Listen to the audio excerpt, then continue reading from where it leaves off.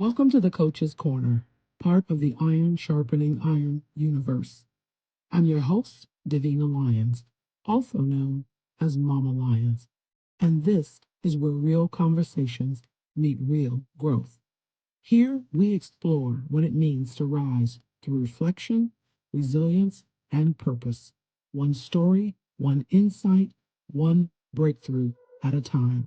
Whether you're a coach, a leader, or simply on your own personal development journey, this is your space to reflect, identify, stand, and emerge stronger than before.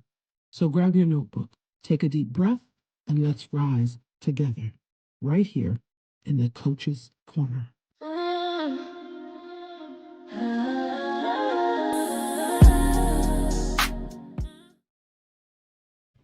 Welcome back to the Coach's Corner, where passion meets purpose, and we have real conversations with people who are truly doing the work. I'm your host, Davina Lyons, also known as Mama Lyons, and today's conversation is one that I believe so many people need right now. We're talking about something deeper than surface level growth. We're talking about self awareness, alignment, and what it really means to come back to yourself. Today, I'm joined by Kami Pollvogt, founder of Change by Design LLC. She's a self awareness guide and facilitator who helps individuals, especially high functioning women, reconnect with themselves through creative expression and intentional self inquiry. Welcome, Kami Pollvogt. I am so glad you're here.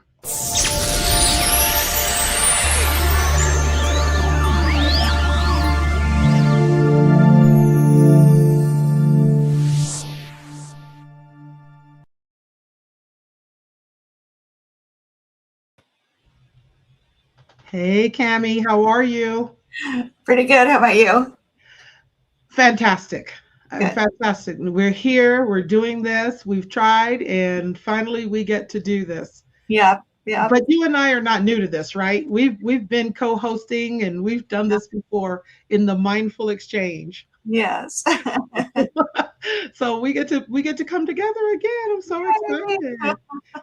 So, how are you? I'm doing well. Excited.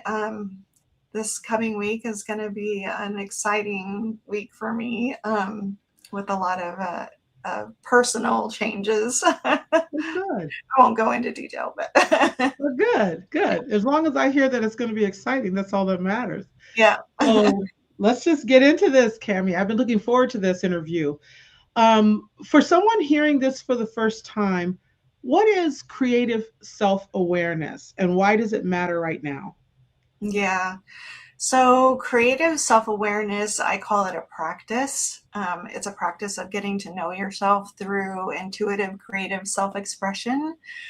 It's what I use is doodling, drawing, and painting, but it doesn't have to be that creative self expression. And during this time together, I'm sure I'll come up with some other ways that we can do this. But the reason that it matters is because it helps us to get to a state of automaticity. And I know that's a big word for a lot of people, so I'll describe what automaticity is. It's basically where we're not overthinking or analyzing and we're just expressing. We're just sensing what we're noticing and we're expressing on a page, drawing, and I can show something real quick just so people have Oh, some yes, context. yes. So this is, I like abstract more than drawing things, and there's a purpose behind that as well. But this is a quick example. There's no like outcome. You're not drawing for the outcome. But why this is important is because personal growth happens in our thinking mind. But the thinking mind is also our conditioned mind. So when we grow up, we Mhm, are taught to stay in containers or boxes, right? mhm. You're too quiet, you're too loud, you're you're too shy, all those kind of labels get put on us. And so we learn to kind of stay within these boundaries that a lot of people observe of us and put on us. So while we understand ourselves very well at our conscious level, what happens when we do this just doodling is it enables us to surface our patterns and enables us to see how we recycle thoughts, which lead to same conclusions. So self-help doesn't quite work because we're still in the analytical thinking mind, and creative self-expression gives us a different entry point, if that makes sense. It helps us get to what's underneath all that thinking. And I like to call it stinking thinking. Yeah, the way you mean the way in which we've been programmed. What It's was that? The programming, right? Programming. Yes. The conditioned thinking. What tends to surface tends to be more honest. And most of us basically start forming these beliefs way before we even are consciously aware of them. And I think that's what is at the heart of this work. It's like, hey, from 5 years old, you were being framed and given narratives, and you didn't know any better because this is how we learn. That's really powerful, because I think a lot of people don't even realize what they're missing with this. They just feel it, but they're not really. What I think is great is that you're able to sort of unearth those things with people, and then that really helps them to live more authentically, to live freer, so to speak. So I remember when you first introduced it to me, when we'd be in a workshop or something, and I'd be like, I'm not creative, and you'd say, yes, you are. But I really, because of you and your practice, I started seeing myself as a creative for the first time in my whole life. And yes, I knew I had talents and abilities, but the word creative was not something that I really subscribed to, Yeah. So that's really cool. So you work with people who are high functioning on the outside, but feel disconnected on the inside. What does it actually look like in real life? What do you see when people are like that? Everybody's like this. So they're responsible, they're capable, they're showing up for their jobs, their families, all those kind of things. But internally, they're feeling like there's something else going on. There's this exhaustion, and it's kind of this low grade, like something doesn't feel right. A sense of going through the motions, call it autopilot. And life decision making, especially some of the harder ones, feel like they're heavier in a struggle. They're labored and less instinctual because we're loaded up with like, I don't know, what am I supposed to do? Because that's how we were taught, right? I should be doing this, but I really want to be doing this, right? And so we're looking to make sure that all of our decisions are at least analytical type people. Some people just shoot from the hip and they go for it, and that is a way. But I think a lot of us are looking to make sure that it's appropriate, and that the external world will be like, that makes sense. That's so you. And then they're like, that's me. Well, I kind of force myself into that box, and you think it's me, but I've been playing this role that I know it so well, and everybody sees it as my identity, and it's not really my identity. Yeah, absolutely. It's like wearing a mask and don't even realize you're wearing it. Yeah. And it's but there's still this feeling inside, right? There's this something is off, but I can't quite name it feeling. Yeah. And I'm sure there's a lot of people that go through that. There's a lot of people that will listen to this and experience that. I remember, my history of working in corporate for a number of years before I became a teacher. Yeah. And I was taught and believed that you had to show up a certain way to be professional, and even if that was at the cost of your own ethnicity or your own way of being. And you and I, we talk about this all the time, and it's like, I am free in who I am now and how I show up, my hair, my jewelry, whatever. But for so long, when you are put in that box of, I need to show up a certain way, and maybe that's for the sake of the brand you work for. You know, Mhm. I Yeah. worked in banking and financial services for years, and I'm back in the days when, and this is going to date me, when pantyhose were required. Yeah. Oh, You know, thank God those are gone. living in Arizona, are you kidding me? I Pantyhose, really? But there were people who were sent home know. Uh-huh. for gaudy hairstyles. There Oh. were people who were sent home because they didn't have their pantyhose on.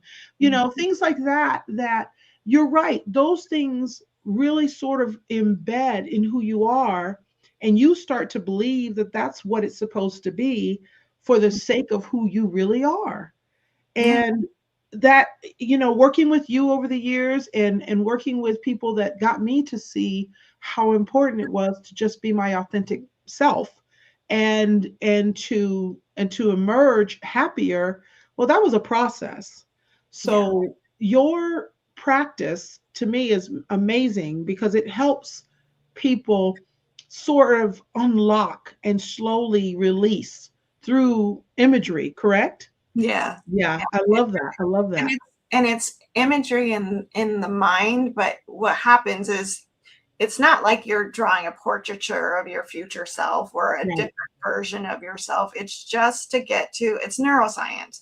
It's just to get to the subconscious, who has a lot of information about what's been the narratives inside of ourselves, and what is the root of why we show up a certain way. Like for somebody, I'm trying to think of a good example. Somebody might here, I'll just use mine. I grew up in a family where everybody was quite intelligent, and I was not that intelligent. I didn't get straight A's. My brother and sister got straight A's, and my mother was very she was an avid reader of all kinds of things, and then my dad was a product engineer.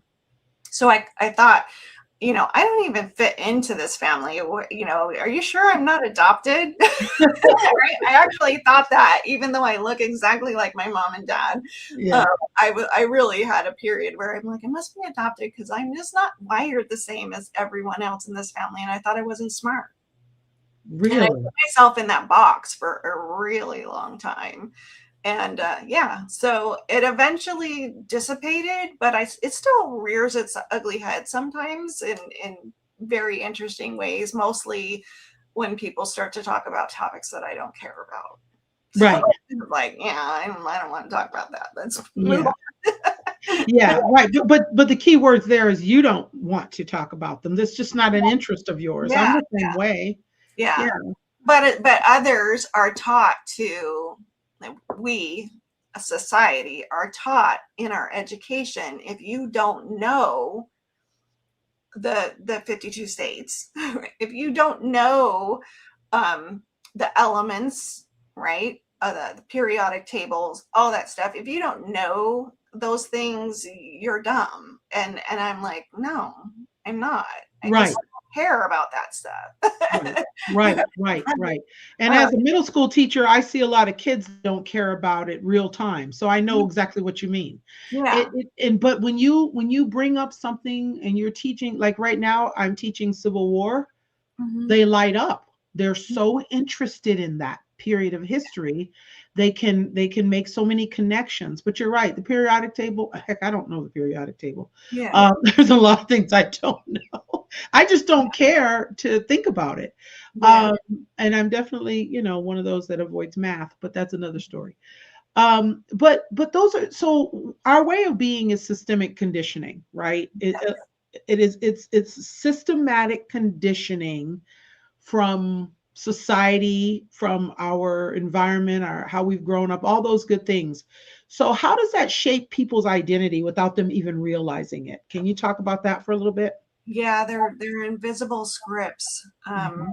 It's so pervasive. It teaches us what's acceptable, what's valuable, what success looks like or doesn't look like, which we talked about just a minute ago. Like, you're not smart if you don't know these things, right? So you're constantly being assessed and graded in the society. even if it's not verbally communicated, it's there underneath the surface. You get those remarks, those teasing, those jokes, and some people can take them really well, and other people are like, "Ow, that hurt." Yeah. The popular example is like the American dream. I think this is a good narrative that everybody kind of understands quickly. That we were taught we need to be married by like 20 something, have a white picket fence, a house with a white picket fence, and 2.5 children and a pet. Right? And that was like the narrative that everybody's golden dream. You need to do this. And there's a lot of people who are like, no, thank you. But they get pigeonholed into, how come you're not married yet? Do you know how many of our friends who are single, like, constantly get asked, when are you going to get married? Like it's a requirement, right? When are you going to give me grandbabies? It's not a requirement. That's a great example. Yeah, the American dream is probably one of the biggest systemic it's the most programming. Yeah, it's very popular. Now, and I wonder though, in all honesty, because I'm a boomer, I wonder if that's more for my generation and that one right after. But like these kids now, I don't think they think about it at all. Yeah, they're doing a lot better. I think what's happening, at least nowadays, with social media, is the upside is that people are being more vocal about what they think, right? I want to be different. I want to share what I think is different. And then there's the people who are susceptible to being conditioned by social media. And what is really the tricky part is that it feels like our truth because we've been patterned into it over and over and over and over. Oh, I should like this, but I like chocolate ice cream and I just do. Do I? Right. Do I? I haven't tried a lot of different flavors, right? So is that really what I like? Right. And so there's a lot of that kind of stuff. And I know that's just a very minor attribute. But when it comes to, am I shy? No, I used to be shy, and shy was fear. Yeah. I was afraid. I wasn't really shy. I was afraid of, I don't know anybody. What's it going to be like? And now I don't ever tell people, well, I'm shy. They might see me as shy because I'm quiet, but I'm not shy.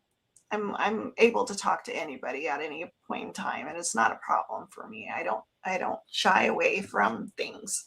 So I think that's what's really interesting about this creative self-expression is we get to the truth of things and we see where we're playing parts in our lives, like in different roles that we have, what preferences we have, what standards we're aiming for, and what are our true goals versus what are ones that have been applied to us. Jobs. A lot of us have jobs and careers that we never even picked for ourselves. Oh my goodness, that is so true. That is so true. And an example of how, like, when I think about my first 20, 30 years of my career before becoming an educator, I was a cubicle rat. I say that all the time. I lived in, and I say rat because rats are in mazes and cubicles are like mazes to me. Yeah. So it's sort of my symbolic way of referencing it. But I was so happy when I was young just to have a job that I thought was probably had more, what I want to say, more credibility, or it showed me as being smart working in an office young in my early 20s, as opposed to working, and this is no shade on anyone who is in McDonald's or Taco Bell or whatever, but I didn't go that route. I started out at 16 working in a photography studio and working in an environment where I became a receptionist so I had these jobs young. So for me to move into corporate America in my early 20s was easy. And then to move into leadership very early as well, because I just happened to be pretty good at it. And so for me, it was like, I'm in the right place, I think, but it was for the wrong reasons because there were high expectations from my mother that I be, you know, a lawyer or something even bigger. And Yeah. I spent all this time, and I came from a family of educators, but I spent all this time running from education. But in essence, I still ended up there because once I started to see what was within me and what lit me up, then I realized teaching, coaching, guiding, leading, those are the things that I enjoy. Yeah. But how many years? I entered the classroom at 49 years old. I turned 50 my first year teaching. For a lot of people, that's like, really? Yeah. Because I finally realized, to your point, I finally realized what lit me up, what I really wanted to do. And I used to say, and I think people will have these little hints, and we talked about that a little bit earlier, you know, you'll have these inklings like, I knew that I wanted to do something that made a difference. I used Mhm. to say that all the time. There's got to be a better career. There's got to be something different. And at that point, I wasn't thinking about teaching. It was just whatever I'm doing, it needs to It's be not fulfilling. something. Yeah, Yeah. right. I wasn't feeling fulfilled. So for Mhm. people listening, you know, think about that. Think about with what you wake up and go to every day and do, does it fulfill you? Do you feel like you're making a difference? Yeah. It's got to match. It's got to Yeah. feel like when you know when something feels right. You're like, I can't wait to go to work instead of I gotta go to work. Right. Right. I can't Right. wait to go to work. It's going to be Yeah. exciting, and I got to do this, and I got to do that. Yeah. I want that for everyone. I want Right. I want everyone to feel like I get to work, play, and be the person I always wanted to be because Exactly. it feels right, right? Yes. Yes. Absolutely. Absolutely. That's One of your core messages is that self discovery is not reinvention, it's a reveal. Can yeah. you unpack that for us too? Yeah, so it makes sense to if we take it back to the top of the call, we were talking about, why do I do this? And it's that to get to what we really are, right? And we're already fully designed, fully formed, even from birth. It's my belief. So I'll just say that. It's my Okay. belief that each person has a path, a purpose in life, and it's for Mhm. them to sort out what that is, right? So I always knew mine and I allowed people to steer me otherwise because I thought they knew better. Hence this back to the smart thing. Right. I follow what the smart people tell me to do because I'm not smart.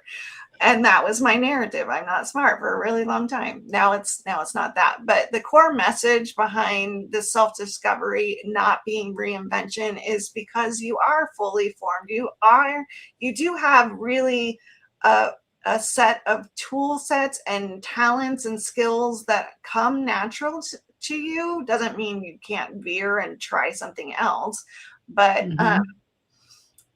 it's interesting that it's subtly when people say the narrative for self-help is we're trying to become somebody better, and I Mhm. like that because it subtly says who I am right now isn't enough. And that's the Wow. problem that I'm constantly helping people dig their way out of is the not enough stuff, right? The inner critic, the stinking thinking of I'm not Right. enough, right? Right. But you are inherently enough. You're inherently worthy. The minute you're born, the minute you're conceived, you're worthy. Yes. And the world is your oyster. But we Right. are not taught that. Most of us are not taught that. We are taught to conform. And if you go K through 12 and no dig on education, because Right. it's naturally, it makes sense. Education totally makes sense. But the way that they do it is pass, fail, right, wrong, black, white. you got to fit into these things. You got to pass this number of tests, or I can't move you to the next grade. So it's all these containers of conditioning, and never what lights you up. We never had conversations like that in school. What are you excited about? What really would you like this project to be about? I would like a school and an education that's like that. Like what really interests you? What do you want to learn? And then they dictate the path that they get excited about.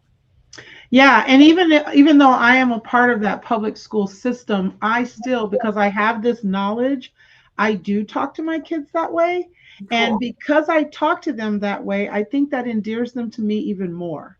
Yeah. Like they want to be around me because they want to have those types of messages.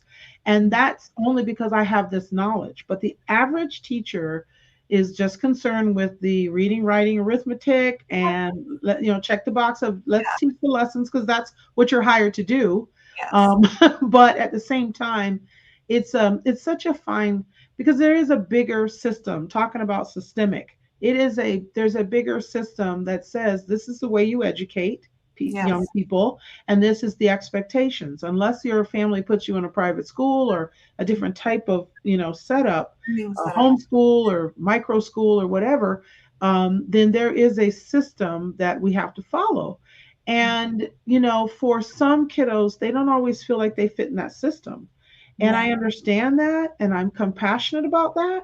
So I try my best to bridge that gap, and I have those conversations. But I always say that I am not in any way overriding whatever your parents' messaging is, that is not for me to interfere with or override. But I do want you to just be happy in life and think about what would make you happy, and what are your talents and your abilities. And that's a conversation I wish every parent had, and then supported it, because it's okay to have the conversation, but you need to back it up. And I failed on that with my own son. As if I could go back and redo something. There's a lot of that. I want to actually talk a little bit more about this, like the conditioning. Yeah. We're layered. I don't know if you remember Shrek. Yeah. What's his name? The donkey. Shrek describes himself, I'm like an onion, I'm layered. Yeah. Yeah. and I can't remember. Oh, Eddie Murphy. Eddie Murphy plays the donkey. He has this little clip where he says, "You're so full of layers, onion boy." And I just love that line. But it's true. We're all layered. We're layered with expectations. We're layered with roles, coping strategies, identities.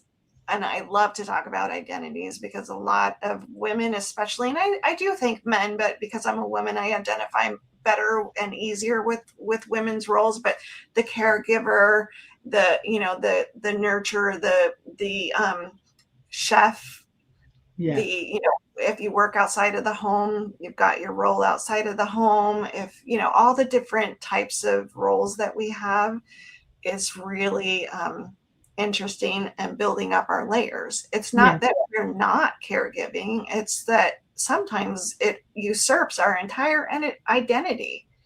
And we're like, I didn't want to be a nurse.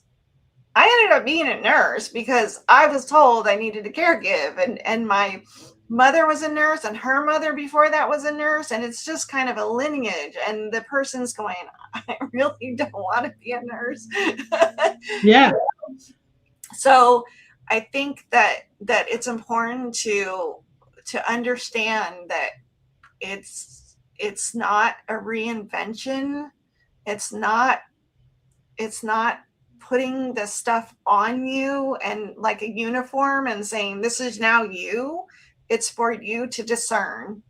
It's for you. And this goes back to the education piece. I have this fantasy that education teaches more attunement, where they sit the child down and say, so we learned this, what do you feel about it? And so that they keep tuning into the feelings and what's genuine to them.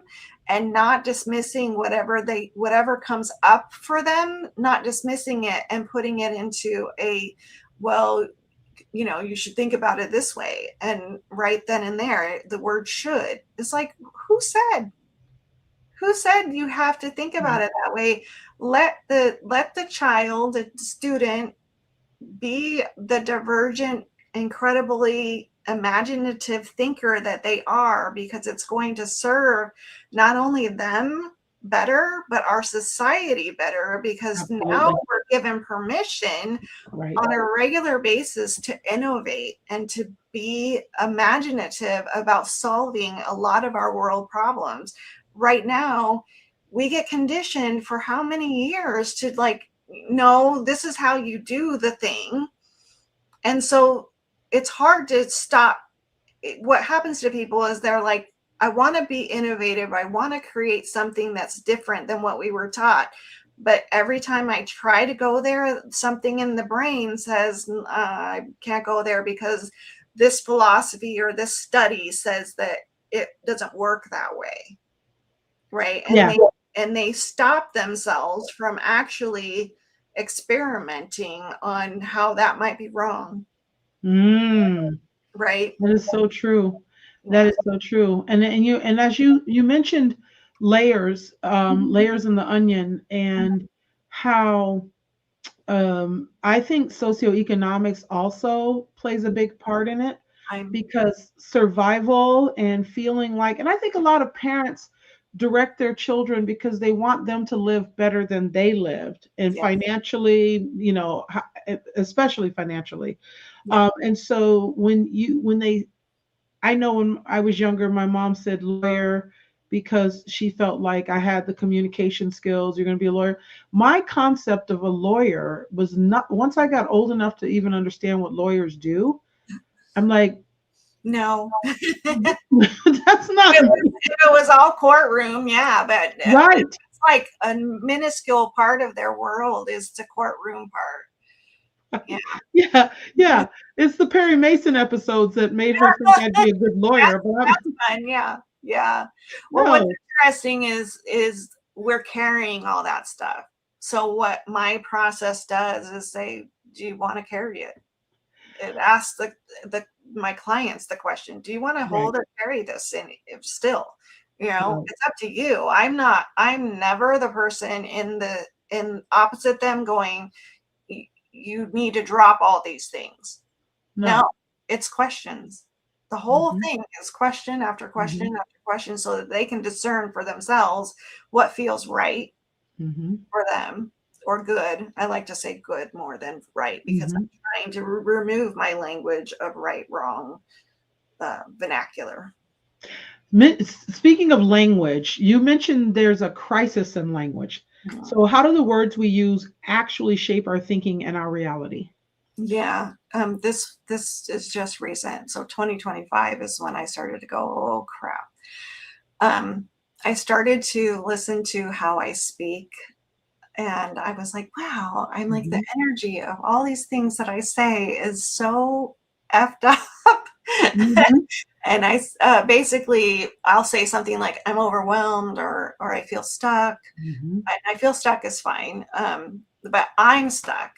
I'm not creative. What we said at the top of the call, I'm not creative. Everybody knows that's not true, but they think from an artistic lens, and I totally get it. But I can go around to every single person and I'm like, have you made something? Have you made your dinner? They're like, yeah. I'm like, that's creative. I'm like, something as simple as everything we do every day, making a sandwich.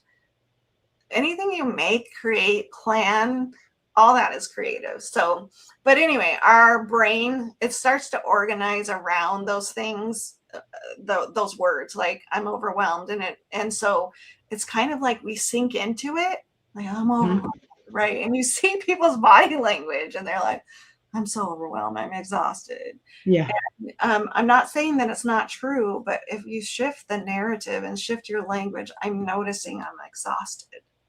Now you start to go, why am I exhausted? am I really exhausted, or do I just feel like I want to say that just like, billboard, because we're in a soundbite society. How are you doing? I'm okay. And then you go to your cubicle or your office, wherever, and you're like, I'm not okay. I'm not okay. But I just told somebody I'm okay because I don't want to dump all my real stuff on them, which is normal. Mm-hmm. But pay Yeah. attention. Pay attention to the word. Pay So attention. some small shifts can change that, right? Yeah. So the words that we use make it feel like the word fixing or healing, working on ourselves. This quietly implies that there's something broken. And I don't believe that people are broken. Okay. I do think that people are afflicted with some psychological stuff sometimes, but that doesn't mean they're broken. It just means they need to work on something. So instead of what's wrong with me, it becomes, what am I noticing? Yeah. Yeah. And that's interesting, because I remember at some point in my teacher training when I learned, and I know this is pretty commonly known now, but there was a time when it wasn't. And even for parents to say to your child, what's wrong with you? That's a number one no-no. It comes out of your mouth quickly, even mine. Yes. And I'm like, for myself, even, it's like, when you walk upstairs and you're staring at the room going, what did I come up here for? Right. Everybody has that. It's like, shoot. And then we say inside, not even out loud, what's wrong with me? Why can't I remember? Why can't I do this? And I'm like, ooh, the inner narrative, the stinking thinking, it just brings us down all the time. Yeah. I want to stop.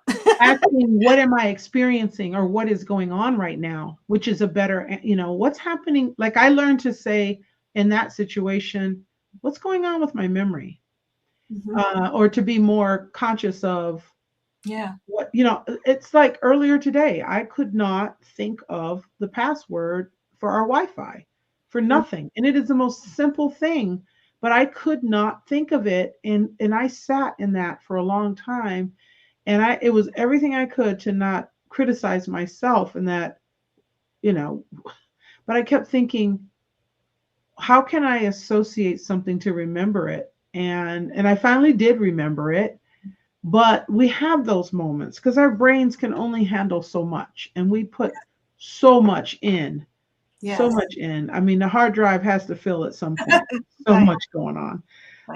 But yeah, I mean, so language definitely keeps us stuck. How quickly can language begin to shift perspectives?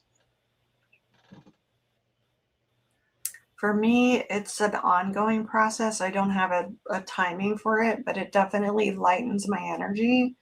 And I think it's going to be true once I start proving this out with more clients. Like I said, I just started in 2025, and I was like, wow, I'm doing this a lot more than I was consciously aware of. Hence, the subconscious is running the show. Right? And so the show. Yeah, it's running things, and you're like, oh, if I consciously try to change my language, will I feel better? And I have. I've been feeling better, and I've been feeling like, because I stop mid-sentence, and a lot of people are like, what are you doing? And I say, no, I don't want to say, but I want to say simply, or even just. I change the word just, but always, never, should, need, or I better do, right? I'm stopping myself mid-sentence and saying, no. Don't say that. Yeah, let's just scratch that. And people are like, what are you doing? So it's a little odd for people who you're doing it around, but it really is helping me to energetically notice how I'm speaking to myself on a regular basis. And I really invite everybody who's listening to give it a shot, because I'm feeling the lightness of it and the consciousness. There's a group that I have on Facebook called Creatively Cultivating Consciousness, and it's for this kind of work, right? It's like get your subconscious awareness so that you can consciously help yourself live your best life. That's good. Yeah. Creatively cultivating consciousness. Yes. I love that alliteration. That's good. Very Yeah. good. Yeah. Yeah. So I want to share that a little later on. I'll remember to Sure. put that up for people to see it. That's your Facebook group. All Yeah. right. So I'll add that as well because I think that would be really cool for people to go see because you have a lot of cool stuff there. I am a part of that Facebook group and there's a lot Yeah. of really great things. And I don't feel like we're spending enough time sharing all of the beautiful so I know you don't like to look at it as art or anything like that. I get that because it's you want people to understand that they freeing what's within them naturally, expressing it that way Yeah. is important. And Yeah. then some people get stuck on because if they see something you've created, because I know I've done it, I'm like, oh my God, I could never make that. It's not about that, right? It's not about that at all. Yeah. And I And that's find really hard for me because I have to yeah. pause and tell people I've been at this since I was a child. So, take that into consideration that I've been creating art for a really long time. And yes, I can doodle pretty well. Am I at the caliber as paid artist? No. But can I produce a paid something? Yeah, it takes a lot of time for me. Yeah, but But the way you use it, yeah, and what it and the purpose behind it is really the message that people yes, need to get, you yes. I know. use it just to connect to the subconscious. We're not drawing objects. That's why I use abstract. Some people who are in my community can draw faces and doodles that they've drawn automatically. So back to that automaticity, they don't need to think, they can close their eyes and draw that thing, right? They don't need to think about the drawing. But as soon as you're like, oh, I want to draw this big, beautiful flower or, something, your mind's concentrating on, I need the shape to be just like this and not what I asked you to think about, which is what's upsetting you right now. Right. If I say, the prompt is what's upsetting you right now, and they're like, I want to do a flower, then they're just going to be there. I'm going to say, so what did you come up with? And they'll be like, I don't know. I was thinking about drawing the flower. Right, but not what's upsetting them. Yeah. Yeah, yeah, Yeah. and it's not an easy thing to do at first, I'll admit it, because your mind, like you said, we've been programmed and conditioned to do what we think we're supposed to as opposed to what comes natural. And I know I went through that, and I started out with, if you remember, words. I would just put words on paper because I'm very Words work. comfortable Yeah. with words, you Yeah. know? Words work as well. Yeah, because I couldn't come up with the imagery. But Mhm. then when I made a simple connection one time that if the prompt asked me how I was feeling, if Mhm. I was feeling sort of circular, then I would just do spirals. If Mhm. I was feeling square, or like I started making the connection, and I actually now do that on Yay. my own. So yeah, I learned from you, Cami. I did. I love it. But it took me a minute to get the concept down, to understand what Yeah. am I actually transferring from here to paper. And it's more about the feeling than it Feeling. is about what your mind is telling you to do. Yeah. Because if your mind's telling you what to do, you're still operating Mhm. from that performance or that what you think people want to see See. perspective, Yeah. right? And Yeah. and that's tough. Even when I have people finger paint and because that's just and if it turns muddy, because a lot of times two colors make a muddy brown and they don't know color theory. And Right. so they step back and they're like, I don't like it. And I'm like, it's not about liking it. It's not the finished work. It's like when you were doing all that and digging in and thinking, what what were you noticing? What was the thoughts that kept drumming up? And were you thinking about the time when you were 6 and this happened, or last week when somebody said something and you were like, that's not true, right? Yeah. Whatever Right. the thing is that surfaces there, once it surfaces in your mind, what you're doing on the page, you're not even conscious about it. You're just kind of like, it's almost like this floating sensation of just like, Mhm. yeah. And then you come up and you're like, oh, I drew a lot, but what I remember is all my thoughts. I Right. drew a lot of stuff, but wow, I don't even remember drawing that. I just remember I had a lot of ahas about, wow, this is why I tend to get triggered by this, that, and the other thing, right? Yeah. And Yeah, that is where the automaticity comes in, right? yeah, That automatic expression without driving yourself, but just yeah. being, just doing and And being. and for the audience, automaticity is most recognized for people driving in the car or showering. I hear that the most is, how you can go from point A to point B and you get to Right. point B and you're like, how the fuck did I What did I get get here? here? Yeah. Did I run every red light? Because that's what I usually ask myself. I don't know how I was safely got Yeah. here because I Yeah. don't know which roads I took. And that's the brain going into automaticity. You're thinking Yeah. about something and a lot of times I've had great ideas while driving. Is it safe? So I don't recommend it. I don't recommend you go for a drive to get into that state because I Right. want everybody to be safe. But a lot of people find it in showers. They'll be like, thinking on maybe a project at work or something, and they're like, that's a fantastic idea. And some people will jump out and write it down. I don't, but art is an easy way to have the pen ready for Hmm. like, okay, this is my idea and this is what I'm trying to do and this is what I want to do differently than what I originally thought. So Hmm. it's very innovative. It's divergent thinking. It gives you the capacity to really like think outside of your normal thinking patterns. Yeah, for sure. Yeah. If someone's listening right now and feeling like there's an inner disconnect, what's Mhm. one simple way they can start reconnecting with themselves today? Um, that's a good question. Practical application. Yeah, like start small. So you don't need to go out and buy like markers and like there's a lot of people that are like, oh, but you can do it on the back of a envelope that you got in the Hmm. mail and a pen or pencil and just start making shapes and doodling. So it doesn't require any expense. Hmm.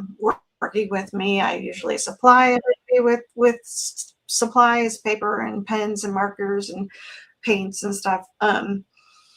And then usually my clients end up loving it and going into, Michael's or any craft store and getting their own Buying up the supplies of store. the things they like.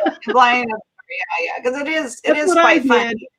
Yeah, even if you don't do it for the purposes of self-awareness, it's still fun to Right. have those things and just to create stuff. It is. And I grew up in a creative household, so we all had our own supplies. But it's a way to basically get out of your head and Yeah. get something physical, like even going on walks can do it right without editing. So that's another thing. So you and I have talked about this Yeah. before. Dear diary is kind of like a pouring out of like what happened today. And this is not that. This is I give you a prompt. Um, one of my favorite ones is who would you be without that thought? So if we tie back Ah, to the smart thing, I'm not smart enough, or I'm not skinny enough, I'm not pretty enough, I'm not whatever. Who would you be if that thought didn't exist? that's Is powerful. that then they're like, oh, I would take way more opportunities. I would do this, I would do that. And it's like That's the sweet. world opens up for them and they're like, I had no idea how much this thought was holding me back. It holds, not smart, held me back from applying for jobs, taking opportunities that I thought I was not quite qualified for, like projects. Mm-hmm. And, you know, literally people out in the world, they want somebody to say, I'm going to give it a shot. You know, this is what I do know. And I'm so excited about it that I want to try. Will you take a chance on me? And I think a lot of employers and even, you know, people in various different domains of needing resources, they just want somebody who's dedicated to it versus the guy or girl who's like, I need a job. Right. Absolutely. They want the somebody who's interested in it.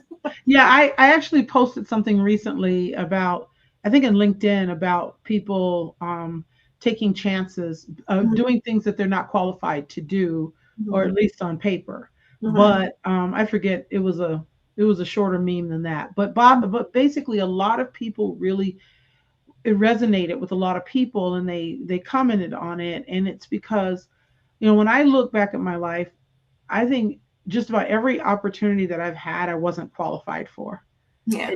I became, it was that process of becoming, even podcasting, like, Yeah.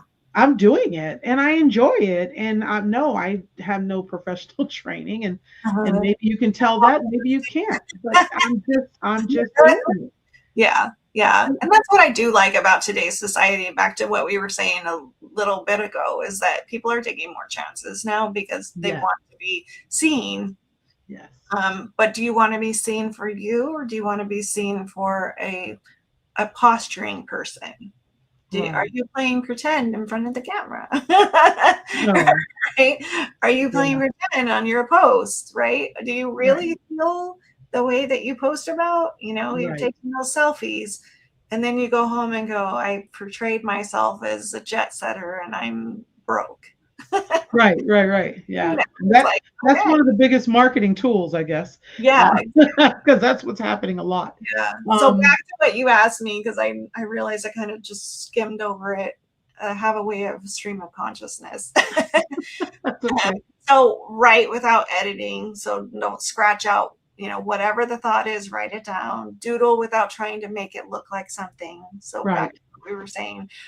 And then even just make a list of what you're feeling, not what you think you should be feeling.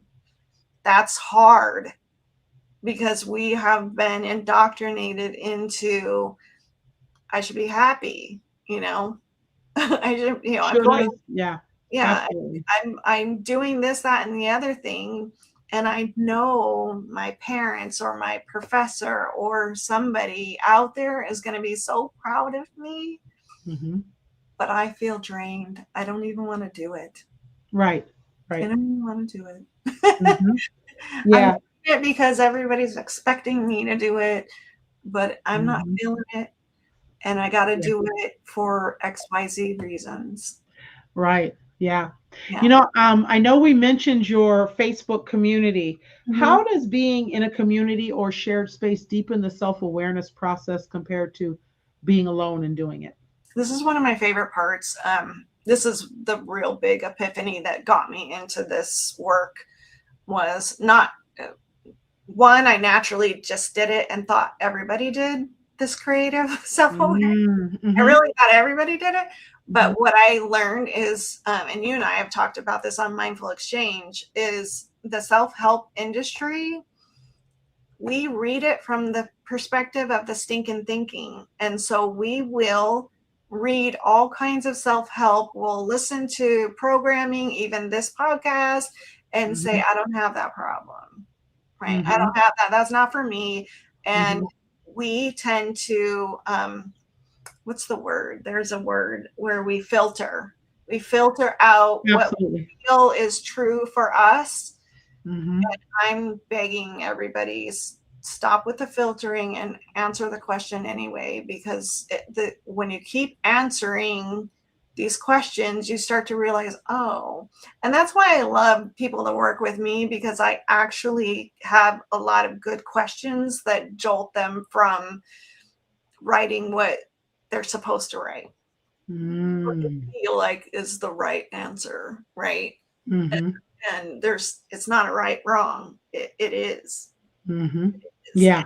So sometimes the conditioning will show up on the page, and they will share, and I will say, where did that come from? What's the root of that? And they'll be like, oh, I don't know. I'm like, well, take some time. Your homework is take some time to think about, where did that come from? Because I'm aware that a lot of it came from conditioning and not from that. So if I ask the right question, eventually they'll be like, oh, I never thought of it that way. I get that. I never thought of it that way. And that's what the fallacy, the paradox, I should say, of self-help. You're the person who needs the help, and you're the reader. It doesn't, if you're helping self, but you're playing the same tapes in your mind. You're filtering what you're reading. The paragraph says, do this, this, and this. And you're like, no, I don't have that problem. Skip.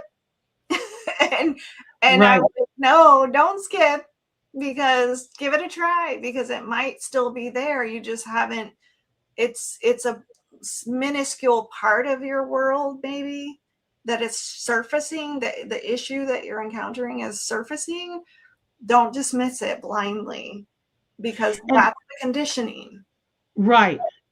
And in community, I think there's so many different perspectives. Yeah. That you get to see something that you would not think of in isolation.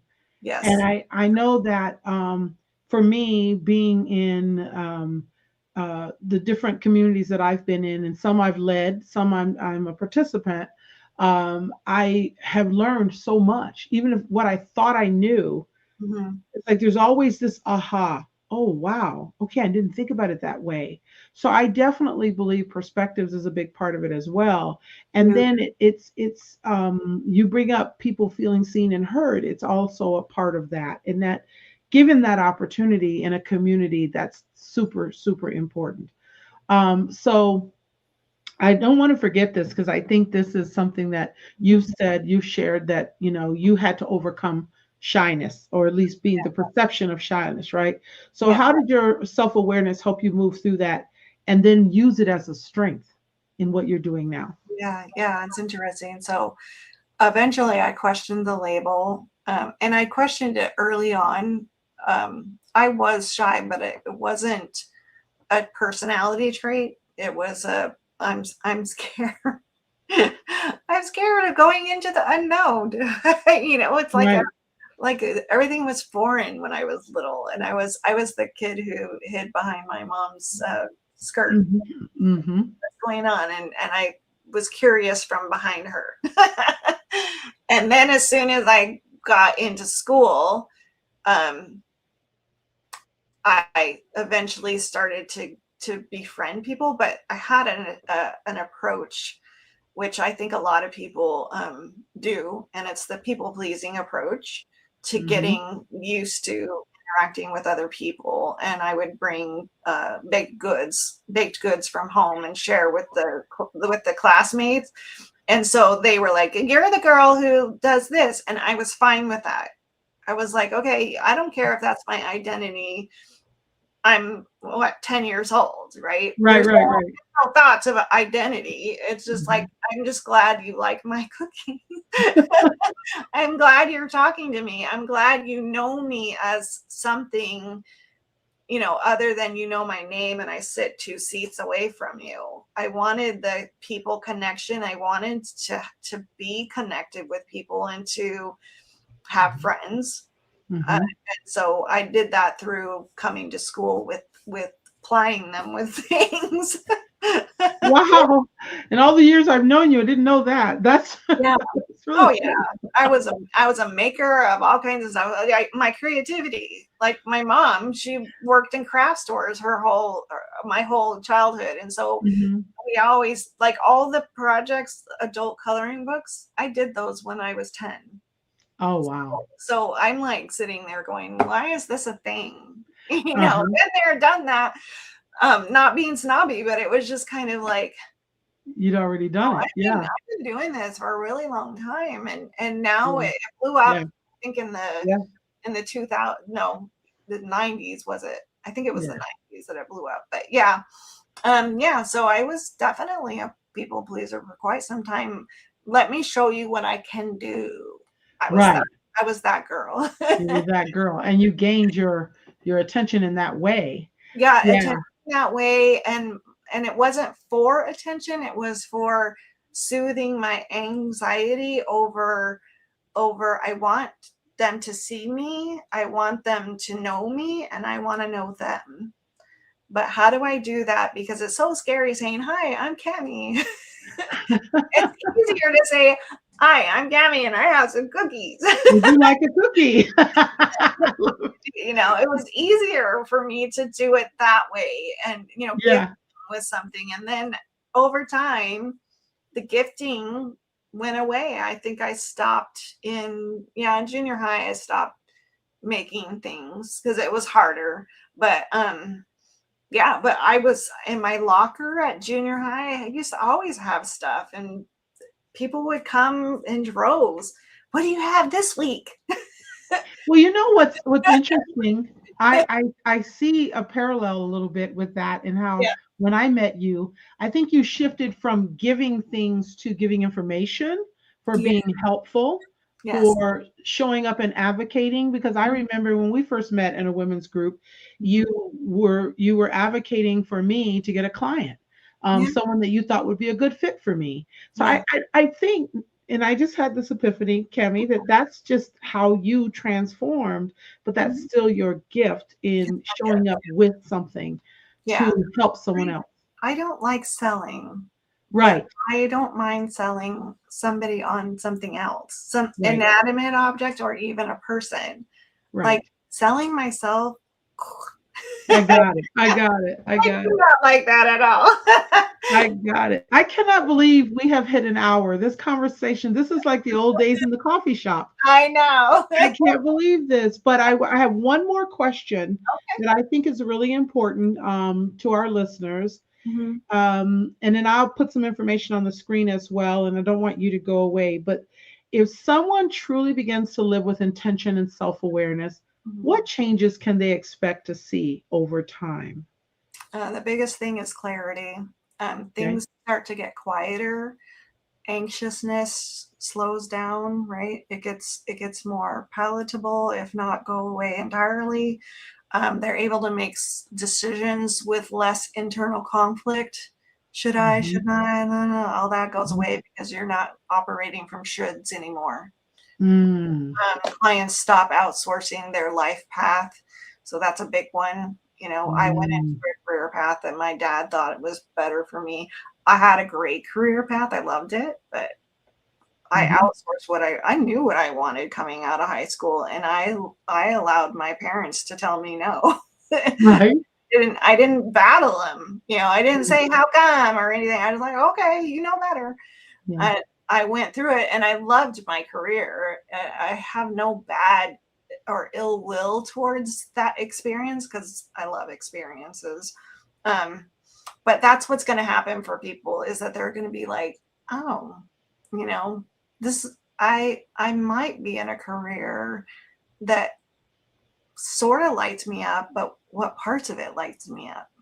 And Mhm. make more of those parts in a different job position title, Mhm.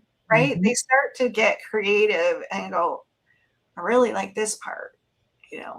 I don't like Yeah. this part. And then they Yeah. get to tailor their lives more towards what is really awesome for them. And some people Yeah. want to be caregivers. Some people want to be those different archetypal Mhm.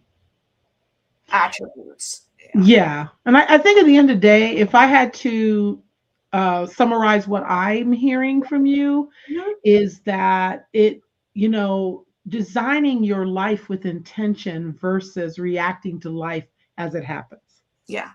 And No. this is something that some people have no idea exists. And so this is a world, and Kami, I know you are making a difference and showing up for people who finally get to this place in life. And yeah, it is high performing, high functioning people oftentimes that hit that wall and say, this doesn't make me happy. Why am I doing this? And these are the people that need to seek you out. And you can take them across that bridge. You can take them into a place where they're really able to do that inner work. And so I'm so excited. One, I'm excited to know you and have known you for quite some time. And for my listeners, Kami's been the design and architect behind much of what you've seen over the years that I have put out.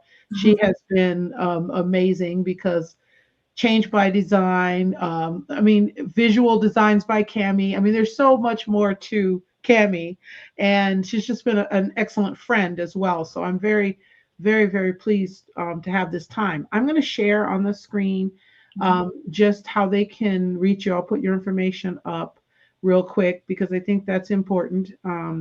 Well, first, I just want to remind everybody that you are watching the Coach's Corner. Show your support, like, share, and spread the message, please. That's the first thing. And then also, I just want to share that they can reach you, Kami at changebydesign.life.